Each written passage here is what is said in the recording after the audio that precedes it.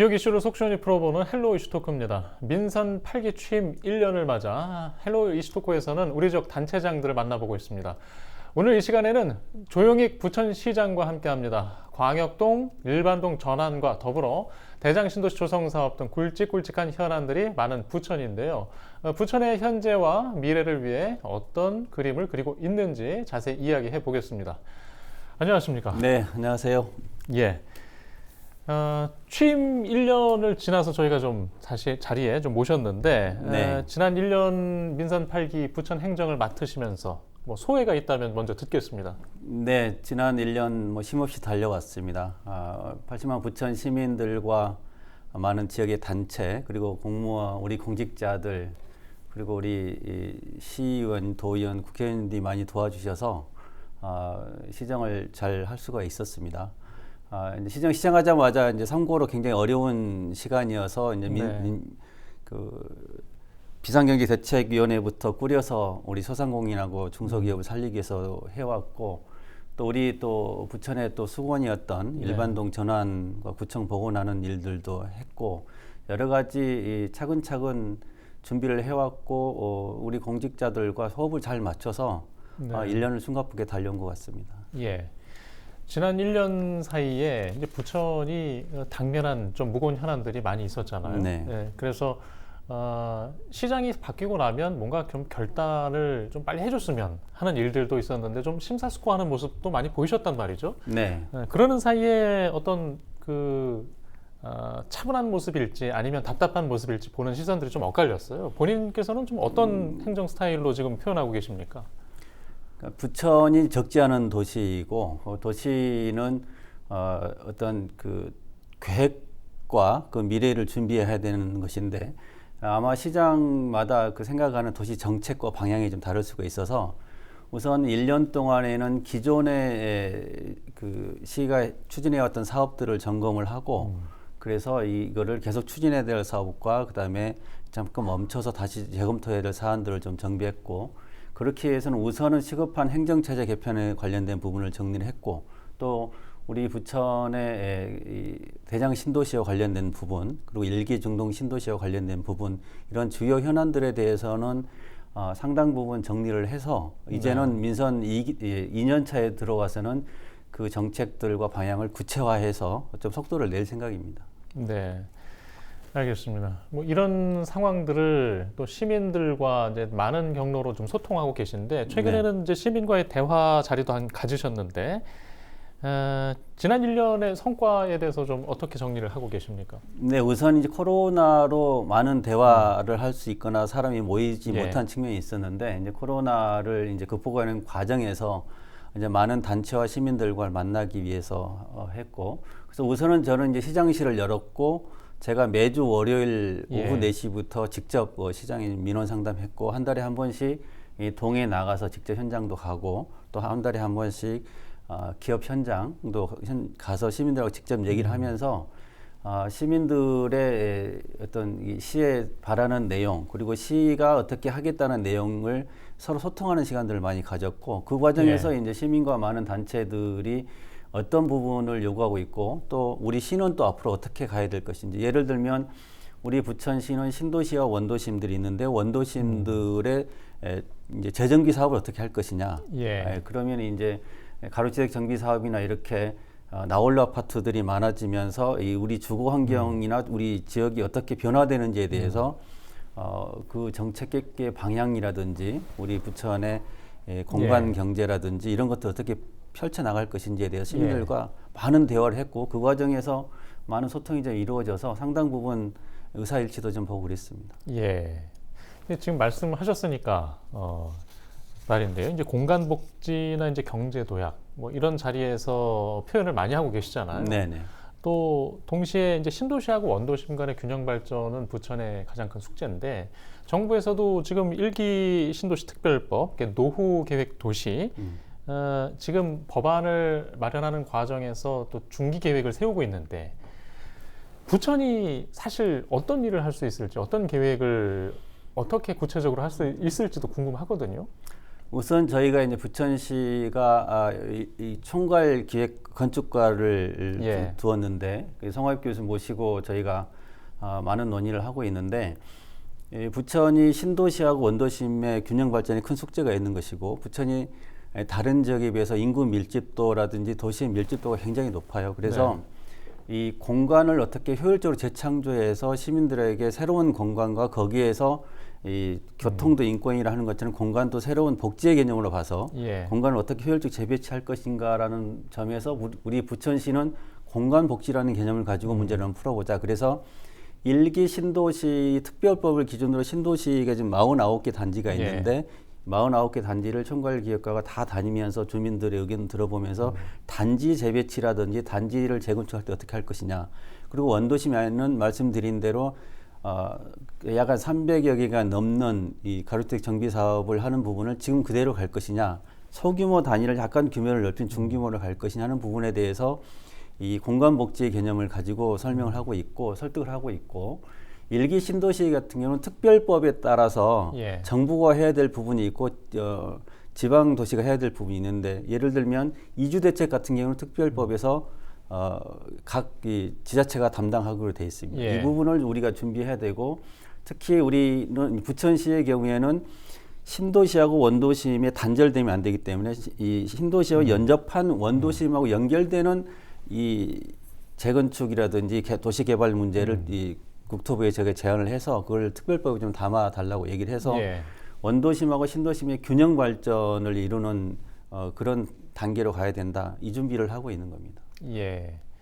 지금 이제 노후계획도시가 범위를 어느 정도로 두고 재정비를 할 것이냐에 대한 관심도 부천에는 많거든요. 네, 그렇습니다. 왜냐하면 이제 용적률, 어떤 사업성의 불리함 때문에라서도 그렇게 보는 시각이 있는데, 원도심을 얼마나 좀 포함하게 될지 부천시에서도 어떤 방향성이 있습니까? 그건 일단 이제 특별법에서 어느 정도 정하는 것이냐인데, 그래서 이 신도시의 전체 면적의 뭐 10% 정도를 예. 그 확장할 것이냐, 그 비율은 아직 안 정해져 있어서 그거는 저희가 계속 지금 국토부랑 논의하고 있는데, 한 달에 한 번 1회 정도 국토부하고 우리 시의 예. 주택 담당자하고 협의를 해서 그 부분을 논의하고 있고, 저희가 지금 3기 신도시도 협의체를 만들어서 한 달에 한 번씩 만나서 얘기를 하고 있어서, 제가 계속 강조하고 있는 것은 국토부나 LH가 주택 사업을 하고 주택 공급을 하는데, 궁극적으로는 해당 지자체가 예. 같은 시민들과 함께 그 주민 편의 시설이라든지 복지 시설을 공공 시설을 가지고 기반 시설을 함께 가야 되기 때문에 해당 지자체 의견이 처음 실시 설계 단계 처음 시작할 때부터 반영이 돼야 된다. 이 논리를 계속 주장하고 있고, 실제로 지금 그렇게 신도시나 그 일기 신도시 재정비 사업 때는 그런 부분을 좀 협의가 하고 있는 상태입니다. 예. 좀 부천시의 주장이 항상 강하게 유지가 됐으면 바라겠습니다. 네. 자, 다음 이야기도 좀 해보겠습니다. 인구 밀도가 높고 부천의 고민 중 하나인 것이 또 교통, 또 주차장 개선. 뭐 어제 오늘의 얘기는 아닙니다만은 계속 대안들이 좀 나와야 하잖아요. 저희가 시민들에게 가장 불편한 점이 뭐냐고 여쭤보면 항상 말하는 게 교통하고 주차장 확보의 문제입니다. 근데 우리 부천은 이 인천공항과 김포공항이 있는 가장 최적지이기도 하고 가장 이 교통의 접근성이 좋은 도시인데, 기본적으로는 부천시가 아니라 서울과 인천과 외곽으로 가는 도로를 제대로 확장하는 문제, 그다음에 철도의 문제가 중요할 텐데, 우선 우리 부천은 1호선과 7호선이 있는데 2018년도에 원시에서 소사까지 서해선이 연결돼 있다가 이번 7월 1일자로 소사에서 김포공항과 대구로 가는 그 서해선이 연결이 되었습니다. 그래서 오정에 이제 비로소 원정역이 생기면서 처음 철도가 들어가서 큰 틀이 하나가 완성이 되었고, 저희 소사 지역에는 제2경인선과 신구로선을 지금 차질 없이 진행할 예정이고요. 그다음에 이제 도로와 관련돼서는 이 상습적인 정책은 수도권 외곽 고속도로는 그 하부 지하 도로 개설하는 문제, 그리고 경인고속도로는 경인고속도로 지하화 문제들이 지금 진행 중이어서 부천시 의견을 최대한 지금 반영하고 있고, 시내에서는 YTS나 지능형 교통체제 등으로 인해서 신호체계를 정비를 하고 교통의 흐름을 좀 원활히 하려고 준비를 하고 있습니다. 예. 이제 갈수록 좀 해안이 나와야 하는 상황이고요. 좀 더 이렇게 원활한 부천의 교통 상황을 기대해 보겠습니다. 부천에 지금 이제 그 상동역하고 부천시청역 이제 가장 큰 도로가 지나는 7호선 위의 도로 상부인데 이제 그 주변에 대형 마트들이 지금 건물과 땅을 팔고 주상복합 고층으로 또 바꿔가는 사업을 추진하고 있거든요. 네. 예, 지역사회에서는 가뜩이나 교통이 불편한데 또 교통량이 늘 것을 우려하기도 하고 있고요. 이 대안이 좀 필요하지 않겠습니까? 우선 이제 상동하고 중동 일대는 기반 도로 시설들은 잘 정비가 되어 있는 곳이기도 합니다. 또한 이제 대형 유통 시설이 있을 때하고 이제 주택 있을 때하고 인구 밀집도라든지 교통의 예. 이 접근성이나 이런 게 보면 오히려 유발 교통량이 일부 구간은 감소하는 부분도 사실은 있습니다. 그래서 저희들이 상동 지구에는 일부 교통량이 증가될 것으로 예상되고 있고 시청 주변에는 뭐 크게 증가하지는 않을 것으로 예상이 되고 있어서 거기 해당 주변의 도로 접근성이라든지 그 주변에 있던 신호라든지 이런 그 교통 운영 체계를 좀 조정을 예. 하면 충분히 그 부분은 저희가 소화할 수 있다고 보여집니다. 예. 이게 뭐 도시계획상 처음에 준비했던 그런 건물들이 아니었기 때문에 좀 걱정하는 시선들이 많은 것 같습니다. 네. 예. 예, 다음 얘기도 좀 해보겠습니다. 부천시의 큰 현안 중 앞에 있던 것이었죠. 광역동을 일반동으로 전환하는 문제 계속 풀어왔는데 일단 2024년 1월부터 본격적으로 좀 시행을 해야 합니다. 네. 일단 행안부 승인 과정도 있고 지금 로드맵상 부천시가 준비하는 과정에 있는데 큰 차질이 없을까요? 네, 저희가 예. 내년 1월 1일자로 시행하는 데는 큰 문제가 없다고 생각하는데 저희가 5월 19일자로 행안부에서 승인이 됐고 저희가 근데 작년 12월에 행안부에 예. 승인 신청을 했는데 그 이전부터 미리 준비를 하고 있었고 우리 부서에서는 해당 부서마다 해야 될 일들을 미리 차분히 준비하고 있었기 때문에 이제 하반기에 이 준비하는 큰 문제는 없다. 그리고 시의회에서도 해당 조례도 개정이 되었고 예산안도 통과가 되었기 때문에 하반기에 해당 시설하고 이사하고 부서 이동하고 하는 데는 그 조직 정비하는 큰 문제는 없어 보입니다. 기존에 그 유관기관들이 들어와 있던 자리에서 또 자리를 또 내줘야 되는 이런 이동 문제가 좀 남아 있을 것 같은데. 네, 그 부분을 저희들이 이제 많이 준비를 하고 있어서 어느 기관을 어느 기관으로 옮길 것이냐, 장소 이전 문제, 그 전에 걸쳐서 이제 이사하고 시설하는 문제 이런 부분은 사전에 미리 좀 계속 준비하고 있었던 과정이라서 그거는 차분히 준비가 되고 있는 상태입니다. 예, 아까 시장님께서 앞에 말씀하신 그 지역화폐 문제 이야기를 좀 해보려고 하는데요. 사실 이제 지금 정부나 지금 그 코로나19 이후에 지역화폐 지원 예산 자체가 크게 줄었고 곧 없어질 것 같은 상황이거든요. 지금 부천시는 하지만 유지하겠다는 입장을 고수하고 있습니다. 네. 이 이야기는 그만큼 이제 효과가 있다는 것으로 이해할 수도 있는데 방향성을 좀 구체적으로 말씀해 주시죠. 예. 기본적으로 지역화폐가 그 소상공인이나 지역경제에는 큰 도움이 됩니다. 실제로 우리 젊은 청년들도 그렇고 골목상권도 그렇고 전통시장도 그렇고 소상공인들에게는 큰 힘이 되고 있어서 지역화폐가 지역경제에 굉장히 이 유발 효과가 크다는 점 이미 입증이 되어 있는 것인데 정부가 재정을 운용하는 정책의 방향의 문제라고 생각하고요. 저희 부천에서는 지역 경제를 위해서 지역 화폐는 계속 확대하거나 또 최소한 우리 시민들이나 지역의 소상공인을 위해서 필요하고 가능한 범위 내에서 저희들 힘이 닿는 데까지 지역 화폐를 늘려나갈 생각입니다. 예. 내년에도 지역 화폐를 유지하겠다는 말씀으로 좀 이해를 하겠습니다. 웹툰 융합센터 이야기도 좀 해보겠습니다. 오늘 9월 문을 열게 될 예정이죠. 네. 예, 그나마 그동안 만화, 영상, 또 웹툰, 또 문화적 컨텐츠를 키워온 부천인데, 자, 이 웹툰 융합센터는 구체적으로 어떤 역할을 하는 곳일까요? 웹툰을 하는 작가하고 기업들 창작 활동을 지원하는 곳입니다. 여기서 저희가 850세대의 청년 예술인 생활주택도 12월 달에 입주를 하게 되는데 이곳에서 젊은 작가들이 거주하고 또 웹툰 융합센터에서는 창작 기업과 작가들이 활동을 하면서 우리나라 웹툰 산업을 아마 선도해 나가지 않을까 싶습니다. 잘 아시는 것처럼 이제 그동안에 이제 출판 만화, 책으로 된 만화에서 이제 디지털이 되면서 웹툰이 생기고 또 이 만화가 애니메이션으로 돼서 영화나 드라마로 제작이 되기도 하고 웹툰을 소재로 한 영화나 드라마도 많이 하고 있는 상태인데 우리나라가 디지털 기반으로 하는 산업들이 발달돼 있고 이제 앙골렘 같은 뭐 프랑스의 대표적인 만화 도시에서도 아직도 출판 만화에 그치고 있고 웹툰까지는 못 가고 있거든요.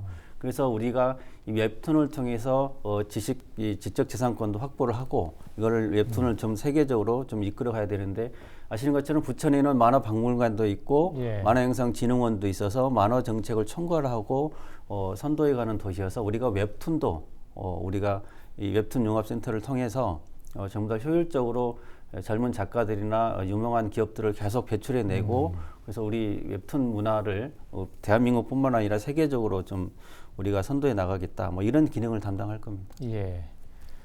예, 만화 산업 기지의 부천의 위용을 조금씩 만들어가는 모습입니다. 예. 예, 현안 이야기 이어가겠습니다. 이제 상동 영상문화단지 이제 개발 계획이 나온 지 이제 해를 거듭하고 있는데 환경 영향 평가 이후에 좀 지지부진한 상황이잖아요. 네. 지금 어떤 모습으로 이해해야 할까요? 지금 환경 영향 평가 이후에 이제 이 사업 시행자가 환경 영향 평가인 과정에서 주어진 과제들을 어떻게 해결할 것인지를 좀 수기하고 있는 과정이고 저희 부천시는 그 해당 지역이 문화예술 영상 산업을 하기 위한 공간이어서 그 해당 입주할 수 있는 기업들이나 문화 산업에 대해서도 좀 차분히 준비가 좀 돼야 될 것이고 또 해당 사업자 입장에서는 환경 영향 평가에서 주어진 과제들을 어떻게 풀어갈지 그 부분을 저희가 지금 의견을 요청을 했고 해당 그 사업자가 그 부분을 좀 논의하고 있는 것으로 알고 있습니다. 예, 알겠습니다.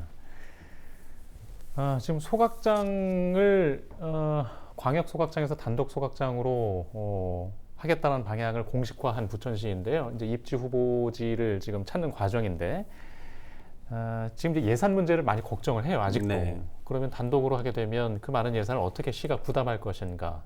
계획을 어떻게 이해해야 할까요?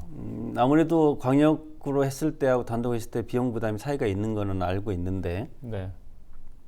우리 부천시가 단독으로 했을 때 광역으로 했을 때 여러 가지 또 장단점들이 있어서 저희가 단독화를 결정을 했습니다. 다만 이제 단독화를 했을 때는 국비 지원 비율이 광역보다는 떨어질 수 있을 텐데 그렇지만 이 친환경 여러 그 사업을 한다든지 그 국비를 지원받을 수 있는 여러 요건들이 추가로 있어서 저희들이 최대한 국비를 많이 확보하기 위해서 지금 부서에서 같이 논의를 하고 있어서 뭐 그런 부분을 통해서도 좀 극복해 나갈 수 있을 것 같고 기본적으로는 여러 고민을 통해서 저희가 충분히 감당할 수 있는 수준이라고 판단을 해서 저희가 단독화를 했고 저희들도 추가로 이런 비용을 확보하기 위한 여러 이 과정들을 지금 진행하고 있는 상태입니다. 예, 알겠습니다.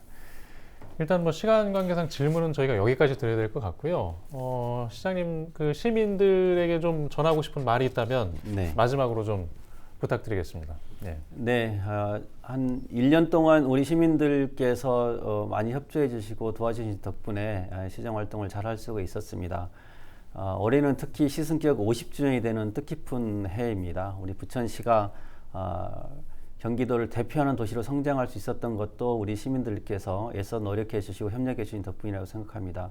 우리 부천시가 여러 교통이라든지 환경이라든지 시민들의 삶이 좋아지도록 더 많은 노력을 하겠습니다. 시민들과 더 많이 소통하고 시민들의 의견이 더 시 정책에 반영될 수 있도록 노력하겠습니다. 앞으로도 더 많은 관심을 가져 주시고 우리 여러 단체와 시민들께서 함께 협력해 주실 것을 부탁드리고 더 열심히 하겠다는 말씀드립니다. 예, 오늘 말씀 고맙습니다. 여기까지 듣겠습니다. 고맙습니다. 네, 감사합니다. 예, 조용익 부천시장과 함께한 헬로 이슈토크 오늘 순서는 여기서 마치겠습니다. 시청해주신 여러분 고맙습니다.